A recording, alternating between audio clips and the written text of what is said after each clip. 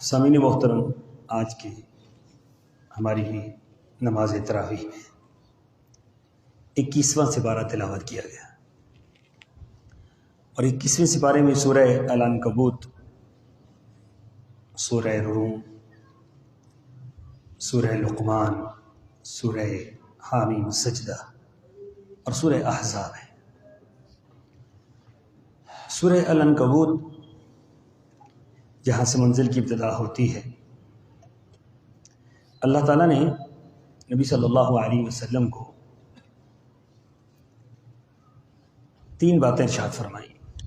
پہلی بات، اتل ما اوحی الیک، جو آپ کی طرف وحی کی گئی ہے آپ لوگوں کو بتلا دیجیے۔ نبی کا منصب یہ ہوتا ہے کہ وہ اللہ کی بات، اللہ کا حکم، اللہ کا پیغام اپنے بندوں تک پہنچاتا ہے اور من عن پہنچاتا ہے، بغیر کمی اضافے کیے، بغیر اس کے اندر کسی حکم کی ملاوٹ کیے، خالص اللہ کا حکم بندوں تک پہنچاتا ہے۔ اور یہی اللہ تعالیٰ کا حکم ہے کہ محمد صلی اللہ علیہ وسلم آپ اللہ کا حکم لوگوں تک پہنچا دیجیے۔ اب اللہ کا حکم ایک تو یہ قرآن پاک من الکتاب، ایک یہ قرآن ہے، اور دوسرا اللہ کا حکم رسول اللہ صلی اللہ علیہ وسلم کی احادیث مبارکہ ہے۔ یہ دونوں اللہ کا حکم، وہ بھی اللہ کا حکم ہے قرآن، اور یہ بھی اللہ کا حکم ہے۔ فرق صرف یہ ہے کہ اللہ تعالیٰ نے قرآن پاک کے الفاظ بھی خود نازل فرمائے اور قرآن پاک کے معانی رسول اللہ صلی اللہ علیہ وسلم نے بیان فرمائے، اور حدیث کے الفاظ بھی رسول اللہ کے، معنی بھی رسول اللہ کے۔ اس کی معنی اللہ تعالیٰ نے اتارا ہے کہ یہ آپ یہ بات بندوں تک پہنچا دیں۔ اب اس بات کو اپنے الفاظ میں رسول اللہ صلی اللہ علیہ وسلم نے بیان فرمایا تو اس کو حدیث کہا جاتا ہے۔ اس لیے قرآن اور حدیث ان دو چیزوں میں کبھی فرق نہ رکھے، یہ نہ سمجھیں کہ یہ کم ہے یہ زیادہ ہے، اس کو ماننا ہے اس کو نہیں ماننا، یہ فرض ہے یہ اس سے کم درجہ ہے۔ ان دونوں کا درجہ برابر ہے، قرآن اور حدیث کا درجہ برابر ہے۔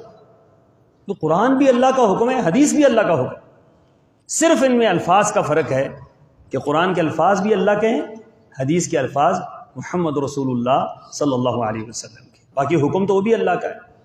کیونکہ واضح طور پہ قرآن پاک کے اندر اللہ نے فرمایا کہ ما ينطق عن الهوى ان هو الا وحی یوحى، اے محمد صلی اللہ علیہ وسلم آپ تو بولتے ہی نہیں ہیں، آپ تو کچھ کہتے ہی نہیں ہیں اس وقت تک جب تک اللہ کہنے کا حکم نہیں دے دیتے۔ تو اللہ کا حکم جب آتا ہے تو آپ بولتے ہیں، اور قرآن و حدیث میں بے شمار آیات ایسی ہیں جن میں یہی بات ہمیں ملتی ہے کہ رسول اللہ صلی اللہ علیہ وسلم کی زبان مبارک سے وحی کے سوا کچھ نہیں نکلتا تھا۔ آپ کی زبان مبارک وحی الہی بولتی تھی، آپ کی زبان مبارک اللہ کے حکم کی تعمیل میں بولتی، آپ کی زبان مبارک آپ نے پکڑ کر اس زبان کو فرمایا کہ اس زبان سے ما سوائے حق کے اور کچھ نہیں نکلے گا۔ تو لہٰذا حدیث اور قرآن یہ دونوں دین ہیں اور دونوں بیان کرنے کا حکم ہے۔ اگر کوئی بندہ قرآن بیان کر دیتا ہے حدیث چھپا دیتا ہے تو وہ قرآن بھی بیان نہیں کرتا، جو حدیث بیان کرتا ہے قرآن چھپا دیتا ہے وہ حدیث ہی بیان نہیں کرتا۔ ان دونوں چیزوں کو بیان کرنا ضروری ہے، اور ان دو چیزوں سے دین سمجھ آتا ہے۔ آپ کو کبھی بھی قرآن سے دین سمجھ نہیں آ سکتا، کبھی بھی قرآن سے آپ کو دین سمجھ نہیں آ سکتا۔ قرآن تو اجمالاً بات کرتا ہے، قرآن نے فرمایا کہ نماز پڑھو، قرآن نے فرمایا طہارت کرو، قرآن نے فرمایا غسل کرو، اب غسل کیسے کرو حدیث نے بتلایا۔ قرآن نے فرمایا طہارت کیسے کرو حدیث نے بتلایا۔ قرآن نے فرمایا زکوٰۃ دو، زکوٰۃ کیسے دو، کتنی زکوٰۃ دو، پیسوں پر کتنی زکوٰۃ ہے، فصل پر کتنی زکوٰۃ ہے، سونے پر کتنی زکوٰۃ ہے، چاندی پر کتنی زکوٰۃ ہے، اونٹوں پر کتنی زکوٰۃ ہے، بکری پر کتنی زکوٰۃ ہے، گائے پر کتنی زکوٰۃ، یہ ساری کی ساری تفصیل آپ کو کہاں ملتی ہے؟ حدیث پاک کے اندر ملتی ہے۔ اگر آپ یہ بات کہتے ہیں ہم نے صرف قرآن کو ماننا ہے تو اس کا مطلب یہ ہے کہ آپ نے آدھے سے زیادہ دین ویسے ہی انکار کر دی۔ تو لہٰذا جب بھی قرآن پاک کی کوئی بھی آیت آتی ہے جس میں حکم ہے دین کی تبلیغ کا اور جس میں حکم ہے قرآن کی احکامات کو بیان کرنے کا، تو اس سے مراد قرآن و حدیث دونوں چیزیں۔ پھر فرمایا کہ اقیم الصلاۃ، نماز قائم کیجیے۔ کیوں؟ ان الصلاۃ تنہی عن الفحشاء والمنکر. فرمایا کہ یہ جو نماز ہے نا اس کے کئی فائدے. ابھی تو لوگ اور بھی فائدے اس کے بیان کرتے ہیں. لوگ اس کو ورزش تک لے کر جاتے ہیں, وہ بھی ٹھیک کرتے ہیں, اس میں بھی کوئی کمی نہیں ہے. کئی فوائد ہیں, اس میں ہو سکتا ہے یہ فائدہ بھی ہو, لیکن جو فائدہ اللہ نے بیان فرمایا وہ سب سے بڑا فائدہ. وہ کیا ہے؟ ان الصلاۃ تنہی عن الفحشاء والمنکر. نماز برائی اور بے حیائی اور فحاشی اور منکرات, اللہ کی بغاوت سے رکاوٹ کا ایک بڑا سبب ہے. نماز پڑھنے والا اللہ تعالیٰ ان کو ان چیزوں سے روک دیتا ہے. اللہ تعالیٰ ایسے اسباب پیدا کرتا ہے کہ انسان منکرات سے رک جاتا ہے. اگر نمازی کبھی کبھار اللہ نہ کرے اگر کسی برائی کے اندر مبتلا ہو بھی جاتا ہے تو پھر بھی اس کی اصلاح ہو جاتی ہے. کیوں؟ کہ وہ اللہ کے سامنے کھڑا تو ہوتا ہے, اللہ کے سامنے آتا تو ہے, مسجد میں آتا تو ہے, وہ 5 وقت کی نماز پڑھتا تو ہے. لہٰذا نماز پڑھنے والا کسی صورت میں نقصان میں نہیں جاتا. رسول اللہ صلی اللہ علیہ وسلم سے ایک عرض کی کہ اللہ کے رسول صلی اللہ علیہ وسلم یہ شخص نماز بھی پڑھتا ہے اور وہ برائی بھی کرتا ہے, تو اس کا کیا اس کا ماجرا ہوگا یا کیا اس کا معاملہ ہے؟ تو آپ نے فرمایا کہ ان قریب اس کی نماز اس کو برائیوں سے روک دے گی. تو یہی ہے الصلاۃ تنہی عن الفحشاء والمنکر. نماز یہ کسی صورت میں نہیں چھوڑنی چاہیے. کیوں؟ یہ گناہوں کو روکنے کا ایک بہت بڑا ذریعہ ہے اور اللہ سے ملانے کا بہت بڑا ذریعہ ہے. اس لیے فرمایا وَلَذِكْرُ اللَّهِ اکبر. اللہ کی یاد سب سے بڑی چیز ہے, اللہ کا ذکر سب سے بڑی چیز ہے. اور اللہ کا سب سے بڑا ذکر اگر آپ کو کہیں حاصل ہوتا ہے تو نماز کے اندر. اقیم الصلاۃ لذکری, نماز قائم کرو میرے ذکر کے لیے. تو نماز اللہ کا سب سے بڑا ذکر ہے, نماز اللہ کی سب سے بڑی یاد. نماز میں ایک عمل نہیں ہوتا, نماز میں قیام ہے, نماز میں رکوع ہے, نماز میں قومہ ہے, نماز میں جلسہ ہے, نماز میں تحیات ہے, نماز میں سجدہ ہے, نماز میں رکوع ہے. سبحان اللہ, نماز میں تمام وہ احکامات ہیں جو میرے رب کو راضی کرنے کے لیے محمد رسول اللہ صلی اللہ علیہ وسلم نے کر کے دکھلائے ہیں. ان تمام اعمال کا مجموعہ نماز کے اندر. اس لیے نماز سے بڑا عمل کوئی بھی نہیں, نماز سے بڑا عمل کوئی نہیں. اس لیے فرمایا کل قیامت کے دن میدان محشر کے اندر بلکہ قبر کے اندر رسول اللہ صلی اللہ علیہ وسلم نے فرمایا کہ جن چیز کا سب سے پہلے سوال ہونا ہے, اعمال میں سے سب سے پہلے جس کا سوال ہونا ہے وہ نماز.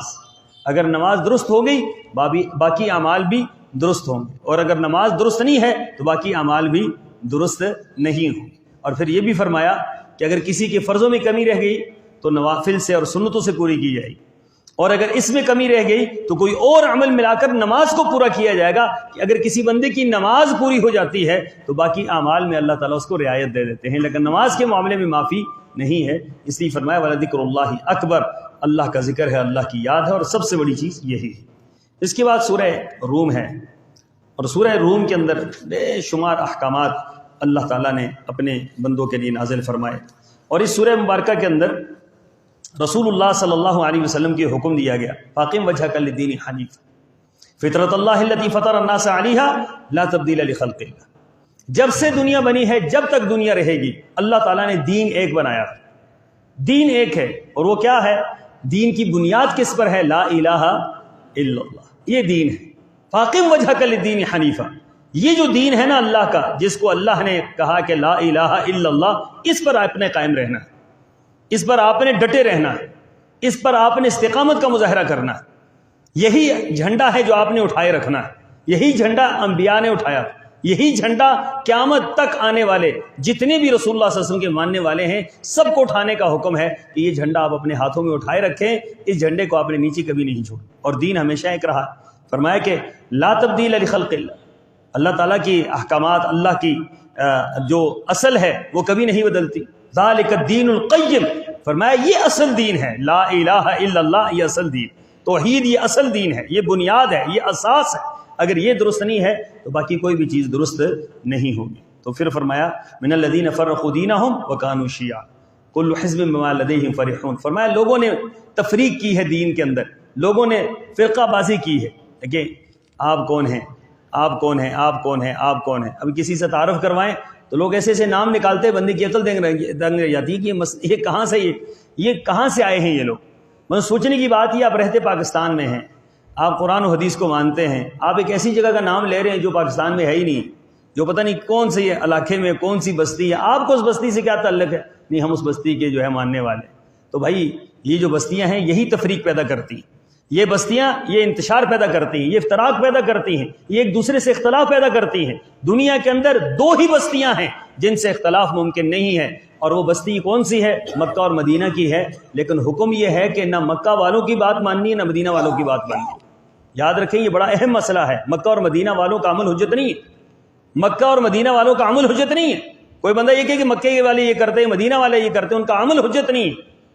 لیکن حجت کیا ہے؟ قرآن اور حدیث ہے۔ مکہ والوں کا عمل بدل سکتا ہے، مدینہ والوں کا عمل بدل سکتا ہے، لیکن قرآن و حدیث کبھی نہیں بدل سکتا۔ اساس قرآن و حدیث ہے، مکہ اور مدینہ والوں کا عمل نہیں ہے۔ اس لیے لوگوں کو یہ جو بعض اوقات ہوتا ہے، ذہن بن جاتا ہے کہ ہم تو فلاں بستی کے ماننے والے ہیں، ہم فلاں بستی کے ماننے والے ہیں۔ بھائی بستیوں کو چھوڑو، کوئی بستی کسی بستی کی گارنٹی نہیں ہے، کسی شخصیت کی گارنٹی نہیں ہے۔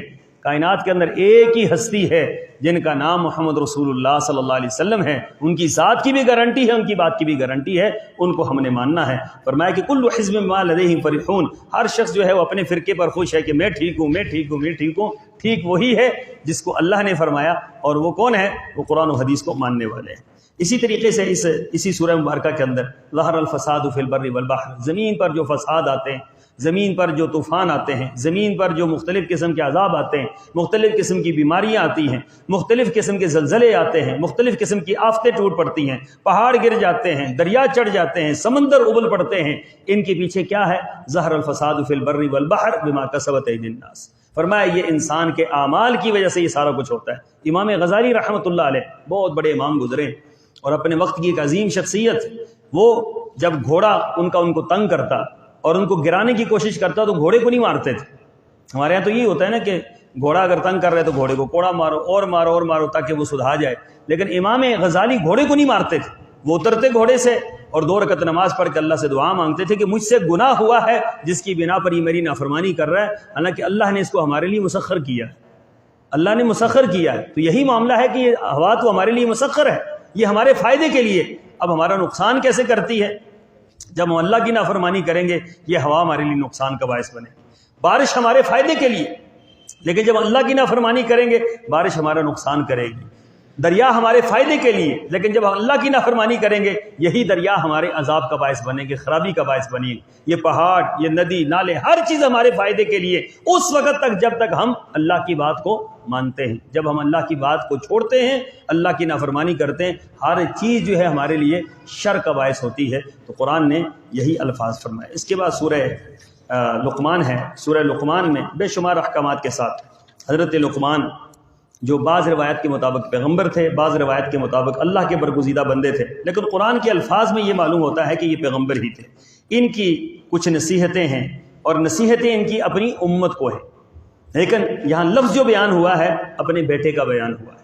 تو قرآن کا جو الفاظ ہیں وہ بڑے عجیب و غریب ہیں کہ وَلَقَدْ آتَيْنَا لُقْمَانَ الْحِكْمَةَ أَنِ اشْكُرْ لِلَّهِ، ہم نے لقمان علیہ الصلاۃ والسلام کو حکمت عطا کی۔ حکمت سے مراد دانائی، حکمت سے مراد سمجھ، حکمت سے مراد دین کا فہم، حکمت سے مراد دین کی سمجھ، حکمت سے مراد اچھے فیصلے، حکمت سے مراد مشیت الہی، یہ ساری چیزیں حکمت سے مراد۔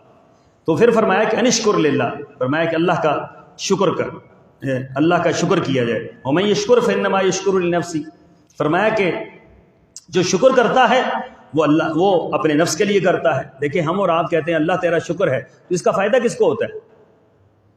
اس کا فائدہ اللہ کو ہوتا ہے، اس کا فائدہ ہماری ذات کو ہے۔ کیوں؟ ومن شکر فانما یشکر لنفسہ، جو شکر کرتا ہے اس کے اپنے نفس کا فائدہ ہے۔ فائدہ کیا ہے؟ فرمایا کہ شکر کرنے والے کو اللہ تعالیٰ کیا کرتا ہے؟ اور زیادہ دیتا ہے۔ شکر کرنے والوں کو اور زیادہ دیتا ہے، قرآن کے الفاظ ہیں، ٹھیک ہے۔ لئن شکرتم لازیدنکم، اگر تم شکر کرو گے تمہیں اللہ اور زیادہ دے گا۔ اچھا ہم لوگ جو ہے کبھی کبھار مدرسے کے طالب علم استادوں سے شکایت کرتے تھے، مہینہ ہو گیا استاد جی دال کھا رہے، ان کا شکر نہیں کیا نا تم نے، آج شکر کرو کل جو ہے نا چھوٹا گوشت کھاؤ گے۔ اچھا اللہ کا نظام دیکھیں جی، یا تو یہ ہماری آزمائش ہوتی تھی یا الفاظ ایسے ہوتے تھے استادوں کے۔ ہم سارے طالب علم بیٹھ کر اللہ تیرا شکر ہے، دال کھانے کے بعد اللہ تیرا لاکھ لاکھ شکر، اللہ تیرا، وہ دال کیا آپ کو بتائیں گے، وہ دال بھی اس کے اندر دال نہیں ہوتی تھی، وہ تو دال نظر بھی نہیں آتی تھی اس کے اندر کیا ہے کیا نہیں، لیکن لذت اس کے اندر کمال کی ہوتی تھی۔ آج تو بڑے بڑے قورموں کے اندر اتنی لذت ہم نے نہیں دیکھی جتنی اس کے اندر دیکھی، جہاں دال نظر ہی نہیں آتی تھی، خالی پانی ہوتا۔ تو وہ اگلے دن جو ہے بکرا پکا ہوا ہے، استاد کہتے ہیں دیکھا نا شکر، اللہ کا وعدہ ہے لئن شکرتم لازیدنکم، تم شکر کرو اللہ ضرور بھی ضرور دے گا، اور اس سے کیا کرے گا؟ زیادہ دے گا۔ عمر میں شکر کریں اللہ عمر زیادہ کرے گا، رزق میں شکر کریں اللہ رزق زیادہ دے گا، بچوں پر شکر کریں اللہ بچے زیادہ دے گا، اللہ اس پہ خیر پیدا کرے گا۔ کسی چیز میں آپ شکر کریں گے اللہ تعالیٰ وہ آپ کی بڑھا دے۔ تو لہٰذا شکر کرنے والا کبھی بھی نقصان میں نہیں رہتا کہ اللہ تعالیٰ لاکھ لاکھ شکر ہے۔ زبان سے بھی شکر اور عمل سے بھی شکر۔ زبان سے شکر الفاظ ہیں، عمل سے شکر کیا ہے؟ اللہ تعالیٰ کی عبادت اور اللہ تعالیٰ کی خوشنودی حاصل کرنے کے لیے وہ تمام احکامات جو اللہ فرماتے ہیں بندہ پورا کرتا ہے، اس کو شکر کہا جاتا ہے۔ تو اس طرح یہ پوری ایک لمبی چوڑی نصیحت ہے حضرت لقمان کی۔ اور اس کے بعد سورہ حامیم السجدہ، سورہ حامیم السجدہ کے اندر اللہ تعالیٰ نے ایک منظر بیان فرمایا، وَلَوْ تَرَىٰ إِذِ الْمُجْرِمُونَ نَاكِسُو رُءُوسِهِمْ عِندَ رَبِّهِمْ رَبَّنَا أَبْصَرْنَا وَسَمِعْنَا فَارْجِعْنَا نَعْمَلْ صَالِحًا إِنَّا مُوقِنُونَ۔ فرمایا کہ جب لوگ مجرموں کی طرح کھڑے ہوں گے اور سر جھکائے کھڑے ہوں گے اور اللہ سے یہ بات کہہ رہے ہوں گے، ربنا ابصرنا، اللہ ہم نے دیکھ لیا، وسمعنا، ہم نے سن لیا، فرجعنا عمل صالحا انا موقنون، اللہ ہمیں واپس بھیج دے، ہم نیک عمل کیا کریں۔ قرآن کے الفاظ یہ ہیں کہ یہ لوگ پچھتائیں گے اپنے ان اعمال پر جو دنیا میں یہ کیا کرتے تھے، دنیا میں جن پر اترایا کرتے تھے، دنیا میں جن پر یہ فخر کیا کرتے تھے، قیامت کے دن وہی پچھتانے کا سبب ہوں۔ یاد رکھیں کہ گناہ کر کے انسان کو فخر نہیں کرنا چاہیے، برائی کر کے فخر نہیں کرنا چاہیے۔ برائی کر کے فخر کرنا اللہ کے عذاب کو دعوت دیتا ہے، کیونکہ یہ تکبر۔ برائی کر کے اگر برائی سرزد ہو جاتی ہے تو کیا کرنا چاہیے؟ عاجزی کرنی، انکساری کرنی چاہیے، تواضع کرنی چاہیے، اللہ سے توبہ کرنی چاہیے، اللہ سے دعا مانگنی چاہیے، اللہ غلطی ہوگی تو معاف کر دے، اللہ تعالیٰ پھر اپنی رحمت سے معاف فرما دیتے ہیں۔ اس کے بعد سورہ احزاب ہے، سورہ احزاب کے اندر جنگ احزاب ہے، اور اس کے علاوہ بے شمار اور احکامات ہیں جو انشاءاللہ کل کے درس میں بیان ہوں گے۔ اللہ مجھے اور آپ کو سمجھنے کی، عمل پیرا ہونے کی توفیق عطا فرمائے۔ وآخر دعوانا ان الحمد للہ رب العالمین۔